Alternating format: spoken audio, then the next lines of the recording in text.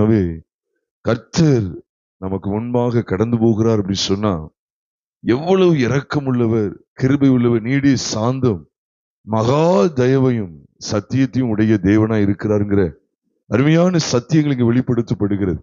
அது மாத்திரம் 7ஆம் வசனத்துல பார்க்கிறோம், 1000 தலைமுறைகளுக்கு அவர் எதை காக்கிறவரா?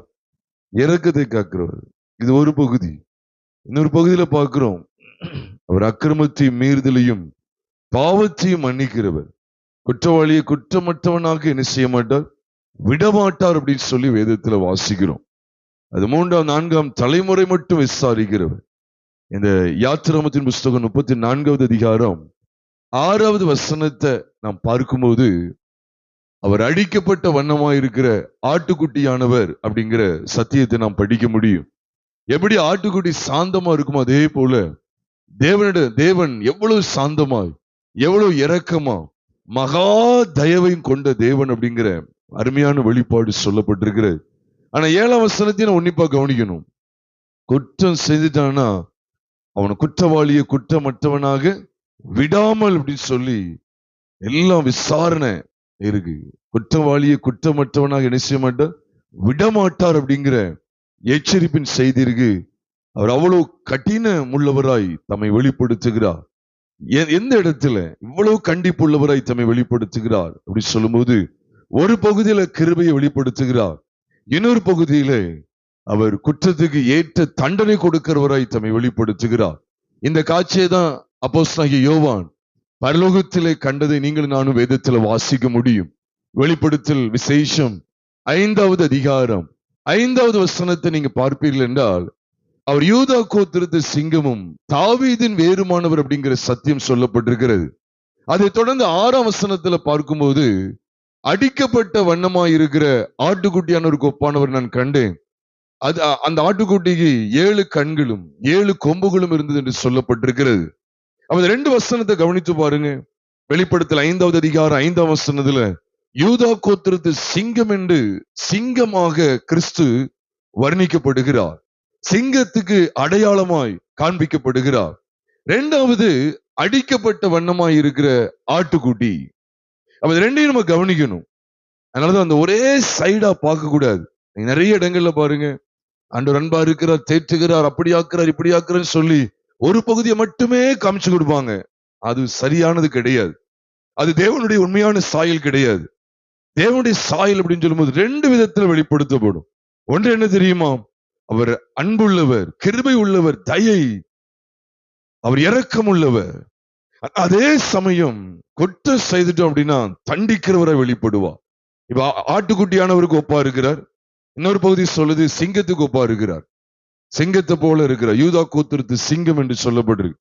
நீங்க 2ஐயும் கவனிச்சு பாருங்க. ஆட்டுக்குட்டியும் சரி, சிங்கமும் சரி, தோற்றத்திலையும் சரி, சுபாவத்திலையும் சரி, 2ம் ஒன்றுக்கொன்று முரண்பாடானது.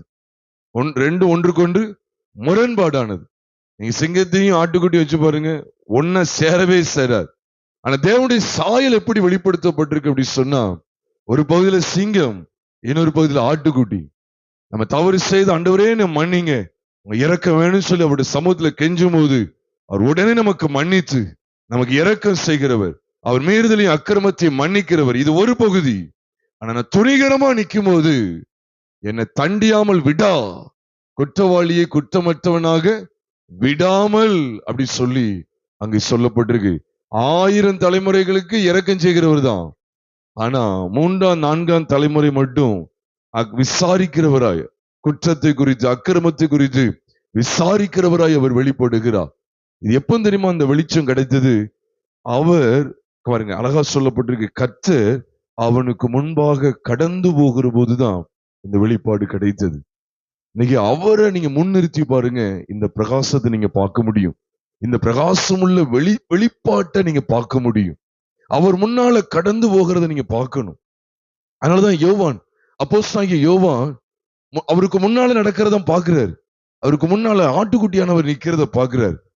அப்ப உண்மையிலே பரிசுத்தவானுடைய பாதையில தேவன் முன்னிலையா நிக்கணும். அதான் சங்கீதக்காரன் சொன்னார், கர்த்தரை எப்பொழுதும் எனக்கு முன்பாக வைத்திருக்கு. அதான் அதனுடைய வெளிப்பாடு. நீங்க எப்ப முன்னால வச்ச உடனே யாரும் என்ன அப்படி நெருங்க முடியாது, அவர் பார்த்துக்கிடுவாரு அப்படிங்கிறது மட்டும் கிடையாது. இதுல ஆழ்ந்த சத்தியம் என்ன தெரியுமா? அவர் நமக்கு முன்பாக கடந்து போகிற போது 2 விதமான வெளிப்பாடு உண்டு. அதனால நீங்க ஒண்ணே ஒண்ணு மட்டும் பிடிக்காதீங்க. நீங்க நிறைய ஊழியங்கள் ஃபெயிலியர் ஆயிடுச்சு. ஏன் தெரியுமா? அவர் அன்புள்ளவர். உடனே அன்பரின் ஊழியம், கல்வாரி ஊழியம், கருணை ஊழியம், இரக்க ஊழியம் இப்படி சொல்லி ஒரு இடத்துல இயேசு சாப்பிடுகிறார் ஊழியம்னு ஒரு ஊழியம் இருக்கு. இயேசு கொடுக்கிறார் ஊழியம். ஏன்னா எல்லாம் அரவணைக்கணுமா. நான் சொல்றேன் அதெல்லாம் ஃபிளாப். நீ 2 பகுதியை காமிச்சு கொடுக்கணும். கண்டிப்பு இருக்கணும், அரவணைப்பு இருக்கணும். இதுதான் கர்த்தருடைய சாயல். அதுதான் இங்க பார்க்கிறோம். அவர் கிருபையும் நீடிய சாந்தம் உள்ளவர். ஆனா அதே சமயம் அக்கிரமத்தையும் மீறுதலையும் பாவத்தையும் மன்னிக்கிறவர் தான். அதே சமயம் குற்றவாளியை குற்றமற்றவனாக விடாமல். ஆட்டுக்குட்டி பாத்தீங்கன்னா எவ்வளவு இறக்க சாந்த குணம் தெரியுமா? சாந்த குணத்துக்கு தான் ஆட்டுக்குட்டிக்கு சொல்ல முடியும். எளிமையா கூட சொல்லும்போது சொல்லுவாரு, நான் அடிக்கப்படுவதற்கு கொண்டு போகப்படுகிற சாதுவான ஆட்டுக்குட்டியை போல இருந்தேன்னு சொல்லி எரேமியா 11வது அதிகாரம் 19ஆம் வசனமா இருக்கும். அதுல சொல்லப்பட்டிருக்கு. ஏசாயா கூட கிறிஸ்துவ குறித்து சொல்லும் போது ஏசாயா 53வது அதிகாரத்துல சொல்றார், அவர் அடிக்கப்படுவதற்கு கொண்டு போகப்படுகிற ஆட்டுக்குட்டியை போல, ஆட்டை போல நமது வாயை திறவாதிருந்தால், சத்தமிடாது இருக்கிற ஆட்டுக்குட்டியை போல இருந்தார்லாம் அவர் பேசுகிறார். அப்ப அந்த ஆட்டுக்குட்டி எதுக்கு காண்பிக்குன்னா, நம்முடைய பாவங்களை அக்கிரமங்களை நிவர்த்தி செய்கிற கிருபாதார பலி தேவன். அதைத்தான் யோவான் இவ்விதமான ஒரு வெளிச்சத்தை சொன்ன. யோவான் ஸ்நானகன் சொல்லும் போது யோவான் 1வது அதிகாரம், யோவான் சுவிசேஷம் 1வது அதிகாரம் 29வது வசனத்துல சொன்னார், இதோ உலகத்தின் பாவத்தை சுமந்து தீர்க்கிற தேவ ஆட்டுக்குட்டி. அவ ஆட்டுக்குட்டியோட சுபாவம் என்ன தெரியுமா? அவ ஆட்டுக்குட்டி சொல்லிட்டாலே, தேவன் ஆட்டுக்குட்டியாக வர்ணிக்கப்படுகிறார் என்று சொன்னாலே, அவர் நம்முடைய பாவங்களை அக்கிரமங்களை மீறுதல்களை கிருபையாய் மன்னிக்கிறவர், இரக்கமாய் நம்மிடத்தில் வெளிப்படுகிறார்.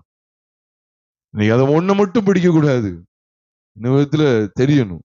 அதான் பிள்ளைகளுக்கு கூட தெரியணும். நம்ம அப்பா நம்ம என்ன தவறு செய்தாலும், நம்ம தப்பு செஞ்சுட்டு என்ன அப்பா மன்னிச்சுக்கங்க அப்படி சொல்லும்போது நம்ம தகப்பனார் மன்னிப்பாரு. ஆனா அதே சமயம் துணிகரமா நம்ம செய்யறோம் அப்படின்னா அதுக்கு தகுந்த அடியை நிச்சயவாரு கொடுப்பார்.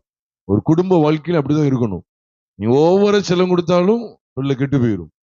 சில நேரங்கள் என்ன செய்ய வேண்டியது இருக்கு? பெரம்பை என்ன செய்ய வேண்டியது இருக்கு? எடுக்க வேண்டியது இருக்கு.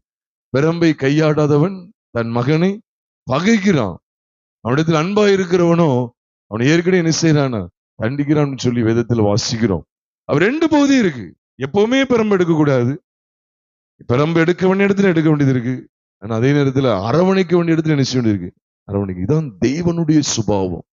உண்மையா கர்த்தர் எனக்கு முன்னால இருக்கிறார் அப்படின்னா இந்த வெளிச்சம் இருக்கும். அதனாலதான் சங்கீதம் 16வது சங்கீதம் 8ஆம் வசனத்துல நீங்க பாப்பீங்க. என்ன பாப்பீங்க தெரியுமா? சங்கீதம் 16 ஒரு விசேஷித்த சங்கீதம். என்ன வெளிப்பாடு அப்படின்னா, பொற்பனதி கீதம் அப்படின்னு சொல்லி போட்டிருக்கும். Golden song.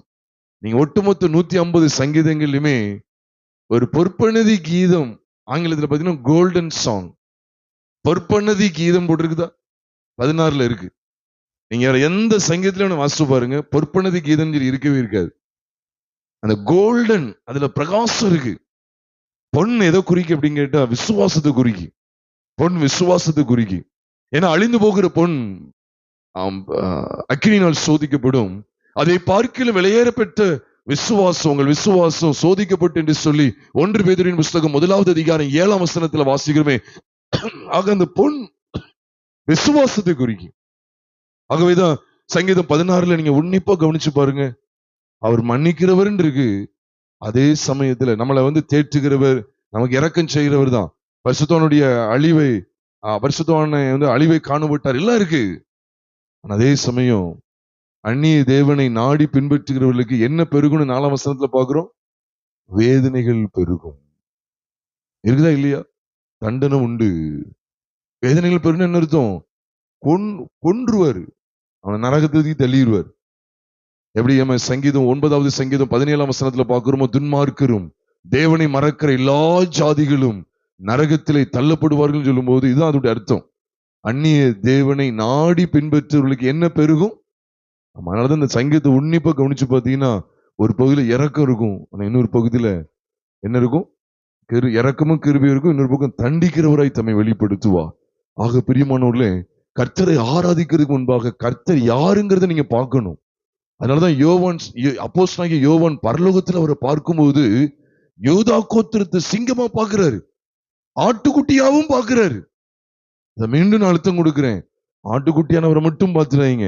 நான் தப்பு செஞ்ச மன்னிச்சிருவாருங்கிற ஒரு பகுதி இருக்கு. ஆனா இன்னொரு பகுதியில நான் தவறு செய்து துணிகரமா நிக்கிறேன் அப்படின்னு சொன்னா, என்னை தாழ்த்தாமல் இருக்கிறேன் அப்படின்னு சொன்னா, அவர் யூதா கோத்திரத்து சிங்கம்.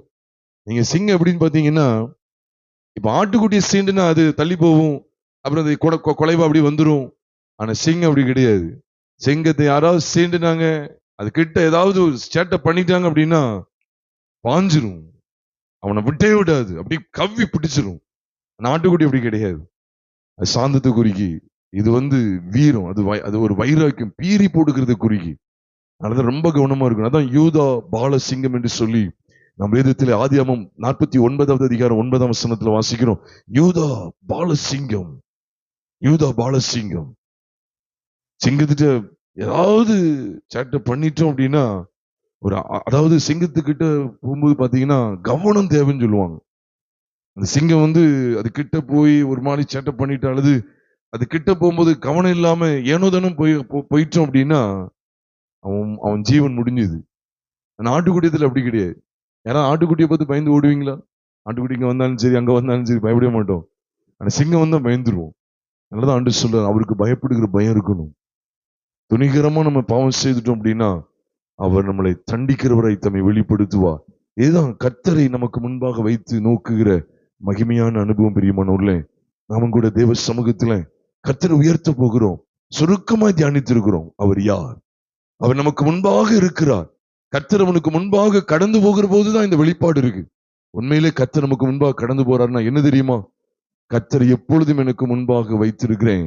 அவர் என் வலது பரிசத்தில் இருக்கிறபடியால் நான் என்ன செய்யறதில்ல, ஆசைக்கப்படுவதில்லை. மீகா 2:13 சொல்லுகிறது. மீகா 2:13 சொல்லுகிறது, தடைகளை நீக்கி போடுகிறவர் அவர்களுக்கு முன்பாக கடந்து போவார் அப்படின்னு சொல்லுது.